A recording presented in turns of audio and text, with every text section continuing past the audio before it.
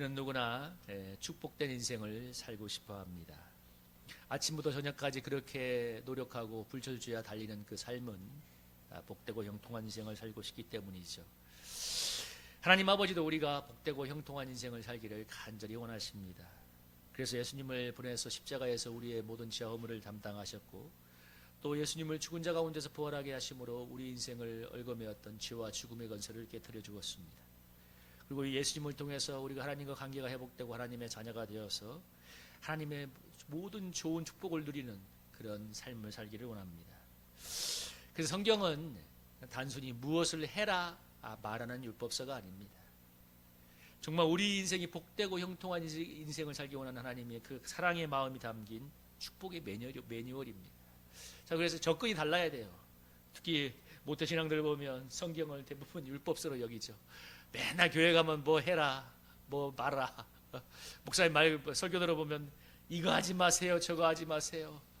술 먹지 마요. 기도하세요, 말씀 보세요. 하는 것처럼 들리실 수 있지만 무엇을 해라 말아의 율법서가 아니라 정말 우리 인생이 복을 받기 원하는 하나님의 축복의 매뉴얼입니다. 그 매뉴얼을 따라가면 저절로 복된 인생을 살게 되어 있습니다. 여러분, 자신의 행복을 위해서 불철주에 노력하는 이 세상 사람들과 교회 다니는 사람의 차이를 무엇이라고 말할 수 있을까요? 뭐 외형적으로는 술 담배 안 하고 주일날 교회 나가고 뭐 이렇게 보일 수 있을 것입니다. 그냥 외형만 보면 뭐 세상 사람들하고 큰 차이가 없을 수도 있어요. 그러나 내면적으로 우리가 하나님과 교통하면서 하나님이 주시는 은혜의 생수, 또 영적인 평안과 기쁨을 누리는 삶을 세상 누려보지 않은 세상 사람들은 결코 알 수 없습니다. 여러분, 진정한 축복은 불철주야 노력한다고 있는 게 아닙니다. 얼마나 사람들이 애를 쓰고 있어요. 근데 사람들이 그렇게 행복하지 못하잖아요.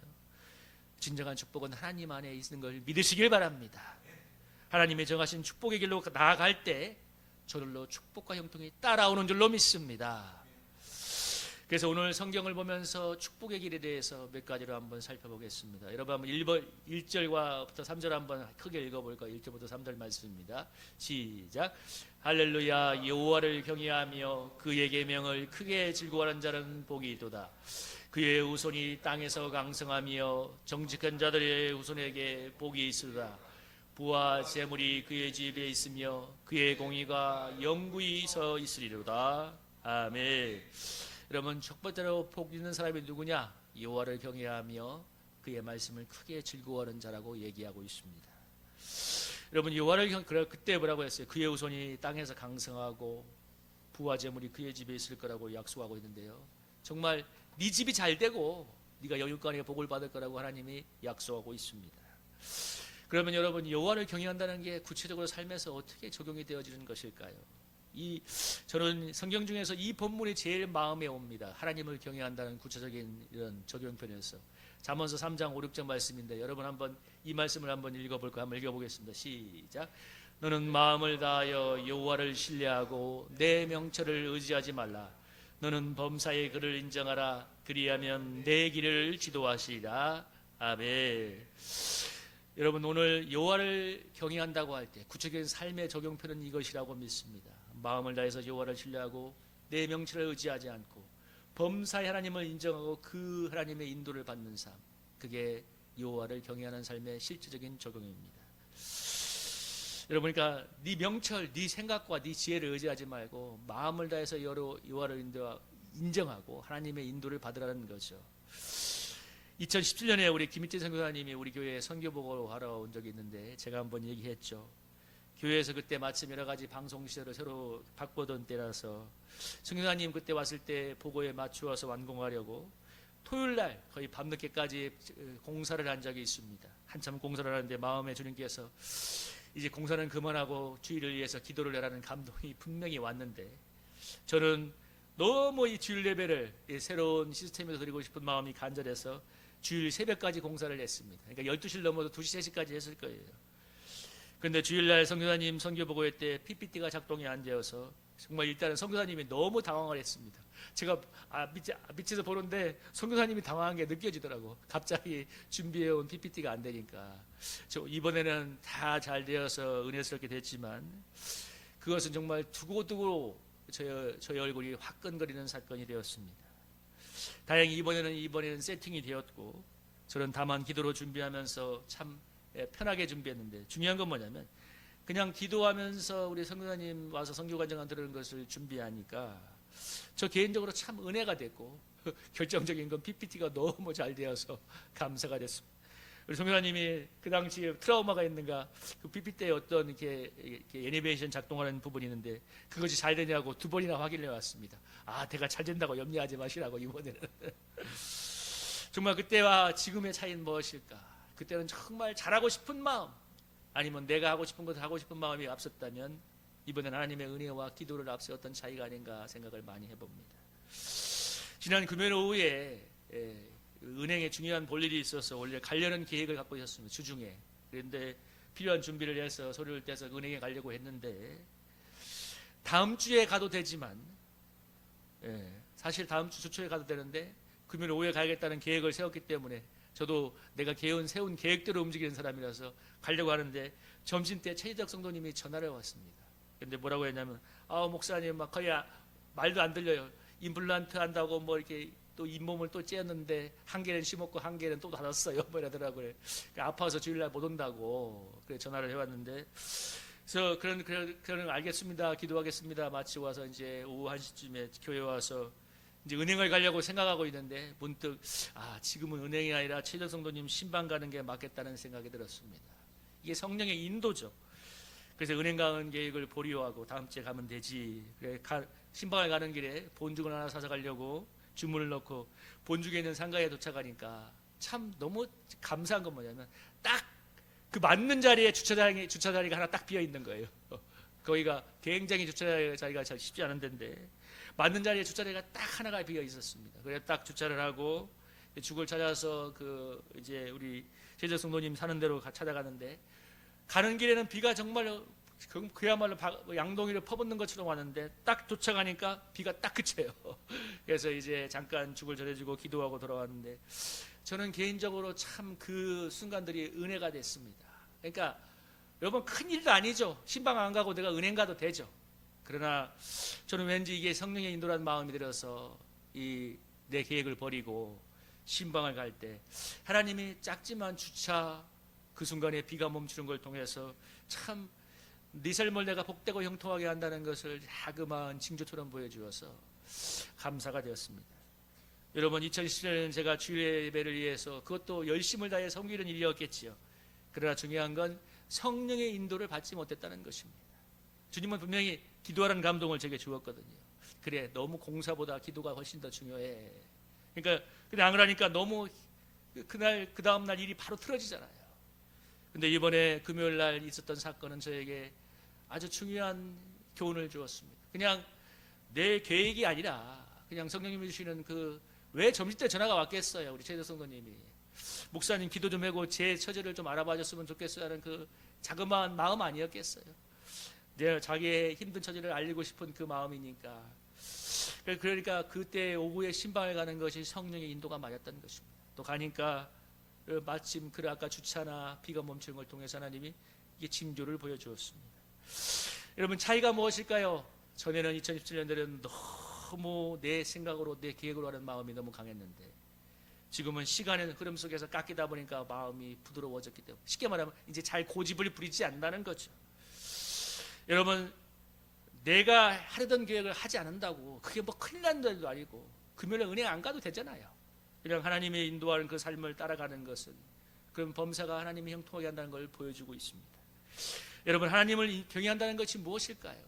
저는 이렇게 범사의 구분을 인정하고 성령의 인도를 받는 것이라고 믿습니다. 그러니까 너무 막 크고 어려운 단어로 생각할 필요 없어요. 하나님을 두려워하고 경외한다고 할 때 여러분 우리는 보통 큰 거를 할 때는 하나님께 물어볼 때가 많습니다. 중요한 어떤 결정을 할 때 중요하니까 주님 이것은 어떻게 해야 되겠습니까? 주님 도와주세요. 근데 대부분 경우 볼통을 보면 자기가 계획을 세워놓고 도와달라고 주님을 끌어당길 때가 많이 있는데 아니요. 사실은 계획 단계부터 주님께 물어보는 게 맞죠. 이게 사실 경외하는 거죠. 아니 경외하는 걸 떠나서 관계의 기본 아니겠습니까? 다 정해놓고 통보하면서 이 도와달라고 하는 것은 이건 여러분 논의가 아니라 통보잖아요. 주님 우리와 함께 나누고 싶어 하지 않습니까? 그래서 제가 옛날에 우리 여전소사님하고 교구를 맡았을 때 어느 돌질한 아이를 그 집을 신방가에서 돌질한 그 아기를 축복하고 기도할 때 그 기도 제목을 물어보니까 막 그 여집사님이 우리 애는 이렇게 됐으면 좋겠고 저렇게 됐으면 좋겠고 이런 축복을 해주세요 하는데 옆에서 연도사님이 뼈 있는 한마디를 했습니다. 그것도 좋지만 하나님이 이 아이가 어떤 인생을 사는가를 한번 물어보시면 좋겠습니다 하는데 그게 되게 마음에 도전이 되더라고요. 맞아. 그래 맞아요. 제가 축복해 주면 돼요. 뭐 하늘의 복, 땅의 복, 뭐 이런 걸 다 안 땅 부어 주세요 해도 되지만 정말 그 여주사님에게 아이가 정말 잘 자라길 바라기는 원하지만 이 아이를 향한 하나님의 계획은 무엇인가 물어보고 한번 하나님의 인도를 받으라는 말이 되게 마음에 들어왔습니다. 이런 것이 하나님을 경영한다는 걸 아닐까. 우리는 큰 건 하나님께 의지하고 큰 건 하나님께 물어볼 때가 많이 있지만 그냥 일상의 일들은 대부분 습관대로 처리할 때가 너무 많습니다. 그냥 내가 해왔던 방식, 내가 살았던 삶의 계획들, 제가 아까 금요일 날 얘기했던 것처럼 아니면 2017년에 있었던 사건처럼 막 내가 이것도 주님의 좋은 일이니까 계획한 거니까 막 밤새워서 열심히 해. 근데 주님의 뜻은 그게 아니었잖아요. 하나님을 경외한다는 것은 여러분 내 생각을 내려놓고 마음으로 여호와를 인정하고 범사에 그분의 인도를 받는 것인 줄로 믿습니다. 미가서 6장 6, 8절에 여러분 이 말씀이 있습니다. 여러분 잘 아는 말씀인데 한번 미가서 6장 6, 8절 말씀 한번 읽어볼까? 한번 읽어보겠습니다. 시작.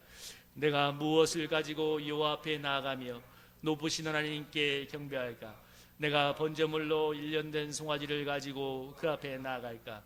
여호와께서 천천의 순양이나 만만의 강물 같은 기름을 기뻐하실까? 내 허물을 위하여 내 맏아들을 내 영혼의 죄로 말미암아 내 몸에 열매를 드릴까? 사람아 주께서 선한 것이 무엇임을 내게 보이셨나니 여호와께서 내게 구하시는 것은 오직 정의를 행하며 인자를 사랑하며 겸손하게 내 하나님과 함께 행하는 것이 아니냐. 아멘. 하나님이 뭐라고 합니까?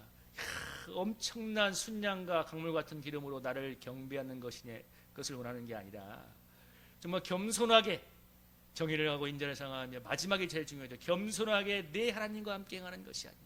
정말 겸손하게 우리의 삶을 하나님과 동행하는 삶, 그 삶을 하나님께서 원하신다고 말씀하고 있습니다. 하나님을 경외한다고 하는 것은 거창한 게 아닙니다. 우리 범사에 정말 하나님을 인정하고 그분의 인도를 받아가는 것입니다. 그때 여러분 하나님이 범사의 복을 더해 주실 줄로 믿습니다. 여러분 시편 128편 1장 6절에 이렇게 얘기하잖아요. 여러분 1절에서 4절까지만 한번 읽어볼까요? 시편 128편 1절에서 4절까지만 시작. 여호와를 경외하며 그의 길을 걷는 자마다 복이 있도다. 내가 내 손이 수고한 대로 먹을 것이라. 내가 복되고 형통하리로다. 내 집 안방에 있는 내 아내는 결실한 포도나무 같으며 내 식탁에 둘러앉은 자식들은 어린 감람나무 같으리로다. 여호와를 경외하는 자는 이같이 복을 얻으리로다. 아멘. 여러분 여기서 핵심은 뭐예요? 여호와를 경외하며 그의 길을 걷는 자가 뭐예요? 네가 복되고 형통할 것이다. 여호와를 경외하며 그의 길을 걷는 자. 오늘 말씀을 적용한다면 정말 하나님을 인정하고 범사에 그분의 인도를 받아갈 때 그 삶 하나님이 복됨과 형통의 길로 인도해 주십니다. 사람은 너무 에고가 강해서 자기 소견에 행하는 것을 좋아합니다. 어쩌면 수많은 그리스도인들에게 하나님이란 존재는 그저 주일날 잠시 만나는 부담스러운 분일 수도 있습니다. 이것은 하나님을 경외하는 삶이 아니죠. 우리가 정말 복되고 형통한 삶을 꿈을 꾸는데 오늘 성경은 뭐라고 했어요? 여호와를 경외할 때 복되고 형통할 거라고 약속하잖아요. 하나님을 인정하고 그분의 인도를 받으면 복되고 형통하게 만들어준다고 성경이 약속하고 있습니다. 하나님을 경외할 때 따라오는 복됨과 형통이 아니라 내 수고와 노력으로 복됨과 형통을 만들려고 하기 때문에 늘 어렵고 힘이 든 것입니다. 이거 너무 큰 차이예요. 여러분 제가 2017년 그때 밤새도록 공사했는데 결국은 뭐예요? 하나님을 경외하는 수고가 아니라 내 수고가 되니까 결과는 그렇게 되지 않습니까? 근데 내 수고와 노력이 아니라 정말 하나님을 경외할 때 형통은 따라오는 줄로 믿습니다. 에덴 동산에서 인간은 선악과를 먹지 말라고 걱정하고 경외하는 하나님의 말씀을 불순종하고 선악과를 먹음으로 모든 에덴의 축복을 잃어버렸습니다. 영생도 잃었고 그저 땀 흘려 먹고 사는 수고함을 고통하는 인생을 되게 되겠습니다. 그러므로 하나님을 주인으로 모시고 말씀에 순종할 때 에덴의 축복이 회복되어 가는 것입니다. 우리는 내 생각대로 살려는 자기중심적을 반드시 내려놓아야 됩니다. 그리고 범사에 하나님과 동행할 때 하나님이 도우셔서 우리를 축복의 인생의 길로 인도해 줄 줄로 믿습니다. 그리고 또한 여기 또 오늘 경외하는 자가 복이 있으며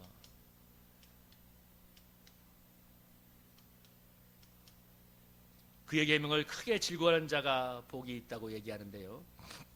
여러분, 이 말씀에 있어서 시편 이 말씀이 또 제일 매치가 되죠. 이 말씀도 한번 읽어볼까요? 시편 1장 1절에서 3절의 말씀 한번 읽어보겠습니다. 시작.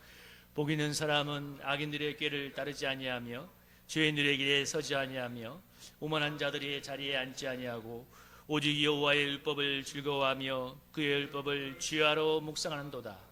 그는 시냇가에 심은 나무가 철을 따라 열매를 맺으며 그 잎사귀가 마르지 아니한 같으니 그가 하는 모든 일이 다 형통하리로다. 아멘.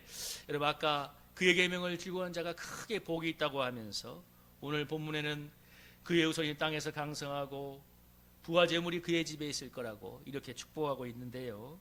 오늘 또 시편에서는 모든 형사가 다 형통할 거라고 이렇게 약속하고 있죠. 여러분, 우리들 교회 김양재 목사님 그 교회가 큐티아 말씀으로 아주 유명한 교회인데 제가 한번 세미나를 가서 어느 평신도가 간증하는 걸 들은 적이 있습니다. 평신도가 간증하는데 자기가 어느 학교에 무슨 선생님은 아니죠. 어떤 사무직으로 이렇게 보조처럼 들어가서 그곳에서 큐티를 하다 보니까 열심히 큐티하며 기도하며 신앙생활 하다 보니까 하나님이 자기의 인생에 복을 주셨다고 이렇게 반증하는 내용이 있는데 이게 공적인 간증하니까 영적인 축복만 많이 얘기를 했습니다. 은혜롭고 좋았다 얘기를 했는데 중요한 건 그 간증이 딱 끝나고 내려오니까 김양재 목사님이 단상에 와서 코멘트를 하는데 아주 뼈 있는 얘기를 했어요. 왜 영적인 축복만 해요, 집사님? 당신이 본 육적인 복을 얘기하세요. 학교에 가서 인정받고 정말 여러 가지 가정에 좋은 일이 생겼던 것을 얘기하는데 저는 그 말 들으면서 참 많은 것을 생각하게 되었습니다. 아, 맞다. 영적인 축복도 맞지만 육적인 축복도 얼마나 중요한 것인가 하는 것을 많이 생각해 보게 되었습니다. 여러분, 복되고 형통한다는 것은 영적인 것도 있지만 육적인 것도 있습니다. 아주 시편에서 뭐라고 했어요? 부와 재물이 너희 후손이 땅에서 강성할 것이다. 잘 될 거라고 얘기하고 있습니다. 성경의 출애굽기에 여러분 신명기는 광야 생활을 끝난 다음에 그 광야 생활을 약속의 땅을 앞두고 주신 말씀이고 출애굽기는 광야 생활 시작하기 전에 이제 십계명인데요. 여러분 십계명에도 이런 말이 나오고 신명기에도 이런 말이 나오는데 한번 여러분 신명기 5장 29절의 말씀을 한번 읽어볼까요? 한번 읽어보겠습니다. 시작. 그들이 항상 이 같은 마음을 품어 나를 경외하며 내 모든 명령을 지켜서 그들과 그 자손이 영원히 복받기를 원하노라. 우리 출애굽기 20장 5, 6절입니다. 시작. 그것들에게 절하지 말며 그것들을 섬기지 말라. 내 하나님 여호와는 질투하는 하나님인즉 나를 미워하는 자의 죄를 갚되 아버지로부터 아들에게로 살까지 이루게 하거니와 나를 사랑하고 내 계명을 지킨 자는 천대까지 은혜를 베푸느니라. 아멘. 여러분 신명기 5장 29절은 뭐래요? 나를 경외하고 명령을 지켜서 너희와 너희 자손이 영원히 복받기를 원한다. 그리고 출애굽기 20장 5절에는 나를 우상 숭배하고 나를 미워하면 3, 4대까지 죄를 갚겠지만 나를 사랑하고 내 계명을 지키는 자에겐 천대까지 은혜를 베풀 거라고 얘기합니다. 여러분 이게 대비되는 거예요. 하나님의 징계는 짧지만 그러나 하나님의 축복은 영원할 거라는 것을 얘기하는 겁니다. 여기 핵심은 뭐냐? 하나님은 우리를 그렇게 축복하고 복된 삶을 살기를 간절히 원한다는 거예요. 왜 이 말씀을 주었느냐? 나를 경외하고 내 말씀에 순종함으로 너희가 영원히 복을 받기를 원하기 때문에 이 말씀을 준 것이다. 많은 사람들이 얼마나 말씀을 부담스러워합니까? 이렇게 살면 내가 마음대로 못 살고 내 마음대로 살아야 행복한 것 같은데 아니에요. 하나님의 말씀을 따라갈 때 이렇게 복을 받기 때문에 영원히 복을 받기 원하기 때문에 하나님께서 이 말씀을 주신 것입니다. 우리 최동원 시사님이 차를 샀을 때 아버님이 보시고 눈물을 흘리며 좋아했다고 하잖아요. 제가 그때 우리 SL 모임에서 축복 기도할 때 그런 기도가 나와서 하나님이 아버지가 이렇게 좋아하는 것처럼 하나님도 이렇게 좋아하실 거라고. 맞아요. 여러분 아버님이 눈물을 흘리며 좋아하는 것처럼 하나님도 우리가 잘 되는 것을 좋은 것을 주기를 원하십니다. 며칠 전에 우리 세안이 학교를 데려다주고 기말고사 치는데 제가 이렇게 잠깐 학교에서 기다리고 있는데 몸이 피곤한데도 불구하고 내 아들이 시험을 친다니까 1시간 동안 저절로 기도가 나와요. 그냥 기도가 나와. 주여 우리 아들 시험 잘 치게 해주세요. 기도가 그냥 절절절 나와요. 정말 피곤했는데도 눈이 안 감겨요. 기도가 나와요. 왜? 내 아들이 잘 되길 바라니까. 그때 여러분 히브리서 제가 좋아하는 이 말씀이 떠올랐습니다. 히브리서 7장 24절 25절 한번 읽어보겠습니다. 시작. 예수는 영원히 계심으로 그 제사장 직분도 갈리지 않으리라. 그러므로 자기를 힘입어 하나님께 나아가는 자들을 온전히 구원하실 수 있으니 이는 그가 항상 살아계셔서 그들을 위하여 간구하심이라. 아멘. 여러분, 우리 영원히 살아계신 예수 그리스도가 하나님 우편에서 뭐라고 하고 있어요? 우리를 위해서 항상 간구해 주신다고 하고 있죠. 여러분, 뭐라고 기도하고 있을까요? 하나님께서 뭐라고 기도하고 있을까요? 저는 딱 떠오르는 말씀이 있어요. 여러분, 저기 벽 오른편에 한번 보세요. 여기 한번 저 오른편을 한번 보시고 한번 읽어보겠습니다. 저 요한 3서 2절 한번 읽어볼까요? 시작. 사랑하는 자여, 내 영혼이 잘되고 자들이 잘되고 강건하기를 원하노라. 여러분, 이렇게 기도하지 않을까요? 사랑하는 우리 아들아, 네 영혼이 잘되고 네가 범사에 잘되고 강건하기를 원한다. 우리 아들이 정말 시험 잘 치겠어야 기도한 것처럼 하나님이 지금 이 순간도 우리 영혼을, 우리를 위해서 그렇게 기도해 주는 줄로 믿습니다.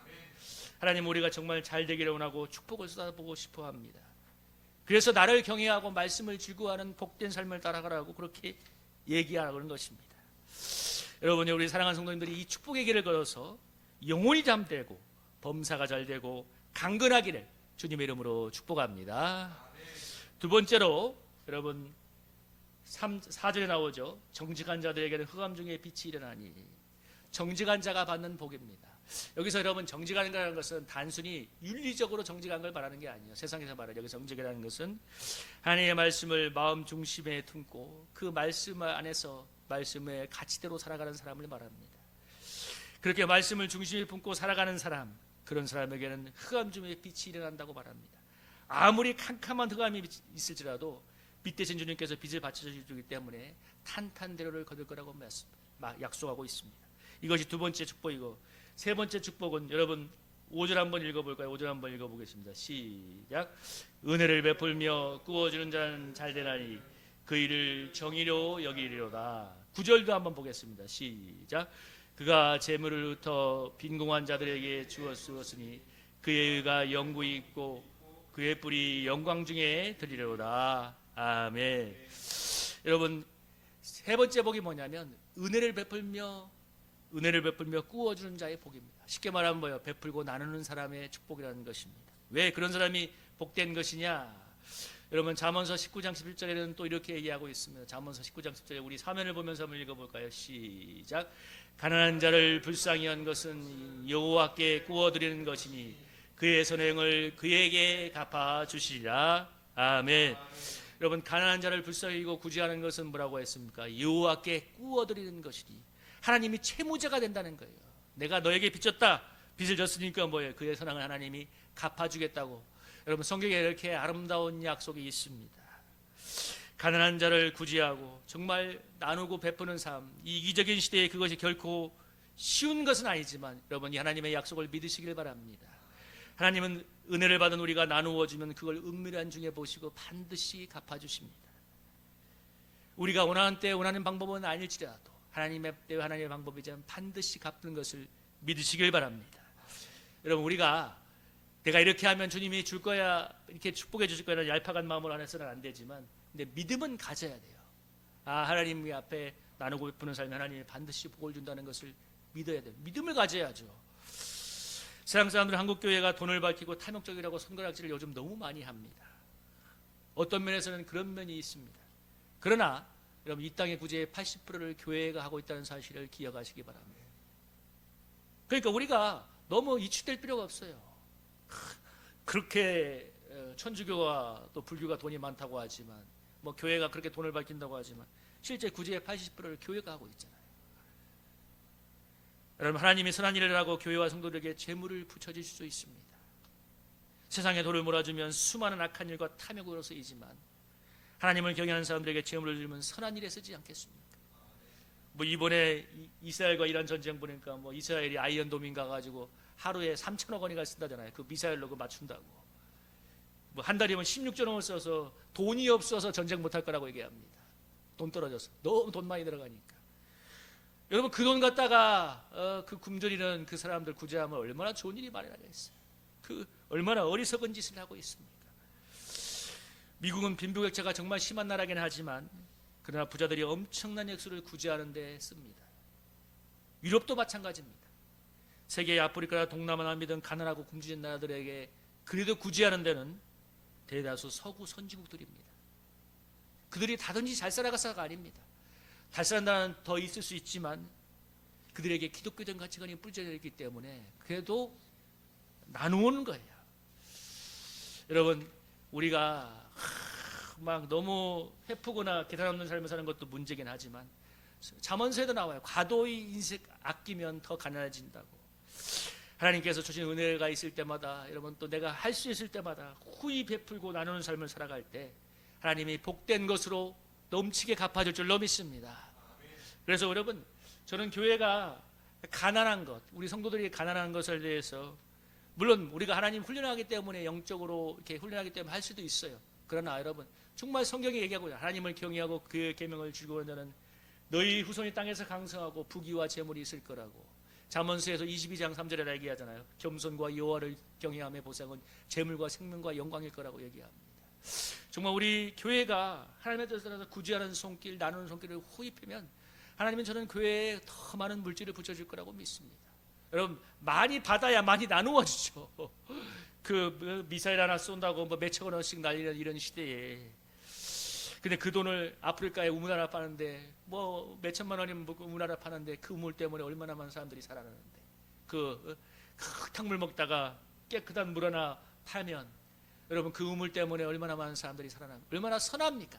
같은 돈이지만 세상에는 얼마나 악하가 탐욕을 위해서 돈을 쓰는 사람들이 많은지 모릅니다. 근데 정말 그 시온들만큼은 선한 일에 쓸 수 있기를 주님의 이름으로 축복합니다. 10,000원이라도 쓰면 여러분 우리 뭐 이렇게 한 번씩 보잖아요. 뭐 이렇게 월드비즈나 이런 데서 10,000원이면 이 아들에게 한 달에 무슨 항생제를 줄 수 있습니다. 10,000원이면 여러분 북한에 성경 한 권을 보낼 수 있습니다. 얼마나 좋습니까? 이런 선행의 하나님이 반드시 갚아준다고 약속. 이것이 복되다고 얘기하고 있습니다. 네 번째로 여러분 7절 8절 한번 읽어보겠습니다. 네 번째로 7절 8절 한번 읽어볼까요? 한번 읽어보겠습니다. 시작. 그는 흉한 소문을 두려워하지 아니하며 여호와를 의뢰하고 그의 마음을 굳게 정하였도다. 그의 마음이 견고하여 두려워하지 아니할 것이라. 그의 대적들이 받는 모공을 마침내 보리로다. 아멘. 여러분 네 번째 복은 뭐냐면 여호와를 견고히 의뢰할 때 흉한 소문을 두려워하지 않고 평안 속에 살게 되는 복입니다. 이것도 얼마나 큰 복입니까? 하나님을 경외하고 말씀의 인도대로 살아가는 사람 그리고 여호와를 의뢰하는 사람에게 흉한 소문을 두려워하지 않는 담대함이 있을 줄로 믿습니다. 여러분 시편 91편 1에서 11절에서 이렇게 말씀 우리가 여러분 이 말씀 우리 코로나 때 이 말씀 많이 있었죠. 여러분 이 말씀을 한번 읽어볼까요? 5절부터 7절 한번 5절부터 7절 한번 읽어보겠습니다. 5절부터 7절 한번 말씀. 시편 91편 5절부터 7절 화면을 보면서 한번 읽어보겠습니다. 시작. 너는 밤에 찾아오는 공포와 낮에 날아드는 화살과 어두울 때 펴지는 전염병과 밝을 때 닥쳐오는 재앙을 두려워하지 아니하리로다. 1,000명이 내 왼쪽에서 10,000명이 내 오른쪽에서 엎드러지나 이 재앙이 내게 가까이 하지 못하리로다. 11절도 한번 읽어볼까요? 시작. 그가 너를 위하여 그의 천사들을 명령하사 내 모든 길에서 너를 지키게 하심이라. 아멘. 여러분 지존자 되신 하나님을 의지해서 그의 피난처에 날개그늘 아래 서는 사람 여호와를 의뢰하는 사람에게 뭡니까? 사냥꾼의 올무와 심한 변변에서 건지며 밤에 찾아오는 공포와 낮에 찾아오는 화살과 어두울 때 펴지는 전염병과 밖을 닥쳐오는 재앙을 두려워하지 않을 거라고.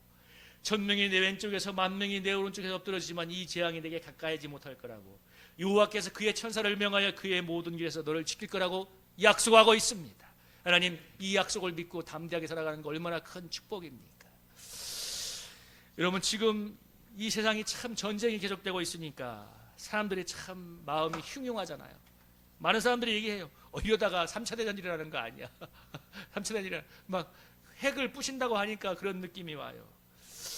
여러분, 중동에 14년에 걸친 시리아 내전으로 인해서 시리아 인구가 1,800명이 되는데 1,000만 명이 난민으로 떠나갔답니다. 그러니까 지금 그 나라에 1,800이 되는 인구가 800만이 남아있는 거예요. 나라가 쫄딱 망했어요.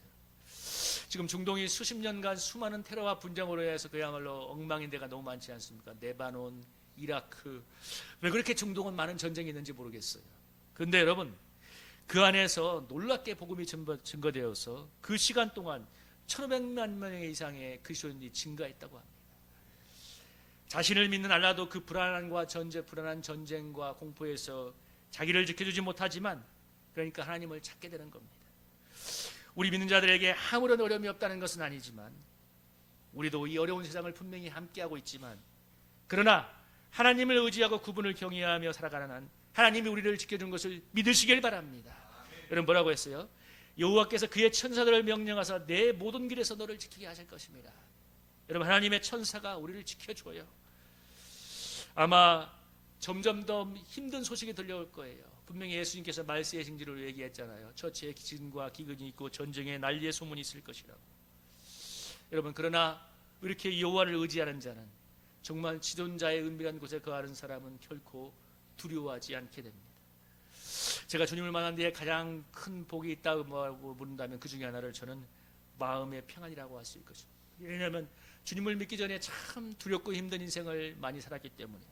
근데 주님을 만나고 나니까 아무 어려움이 없는 건 아니지만 하나님이 지켜준다는 걸 믿게 되니까 마음에 평안이 있는 것입니다. 여러분, 이 말씀도 한번 읽어볼까요? 여러분, 여기 벽에 있는 오늘 말씀, 여러분 그 화면을 여기 벽에 아무것도 염려하지 말고 한번 읽어보겠습니다. 시작. 아무것도 염려하지 말고 오직 기도와 간구로 너희 구할 것을 감사함으로 하나님께 아뢰라. 그리하면 모든 그다음 안 나눠요. 그리하면 모든 지각에 뛰어나신 하나님의 평강이 그리스도 예수 안에서 너희 마음과 생각을 지키시리라. 여러분, 정말 하나님을 의지하고 기도할 때 하나님께서 뭐라고 했어요? 너희 마음과 생각을 지켜준다고 얘기하잖아요. 이번에 이문희 성사님이 미얀마에서 급하게 오시게 되어서 한번 만나러 갔을 때 호흡곤란으로 많이 힘들다고 해서 함께 기도를 하게 되었는데, 성사님을 기도하는데 성사님이 기도음악을 틀어놨어요. 근데 기도음악이 굉장히 방해가 됐어요. 그래서 제가 기도음악을 하다가 성사님 음악을 끄시죠. 기도음악이 방해가 된다는 게 여러분 이해가 되십니까? 왜? 음악 속에 빨리 가기 때문에. 제가 그래서 뭐라고 했냐면, 강력한 대적 기도로 나라를 공격하는 질병과 환경을 향해서 대적하며 기도하라고, 음악에 빠지지 말라고, 기도를 못하기 때문이라고. 저는 영적으로 딱 느껴졌어요. 이러면 안 된다. 그래서 우리 선교사님에게 뭐라고 했냐면, 물론 의술도 필요하고 뭐 여러 가지도 좋은 것도 하나님이 많이 도와주셨지만, 우리가 성교사님 강력한 대적 기도를 하십시오. 선교지는 너무나 강력한, 들어보니까 예배를 학교에서 못 드리다가 예배를 드리게 된 데부터 그렇게 강력한 공격이 왔다고 하더라고요. 그래서 지금은 영적인 싸움에 있다라고. 여러분, 그거 두려워하기 시작하면 선교 못해요. 철수해야 돼요.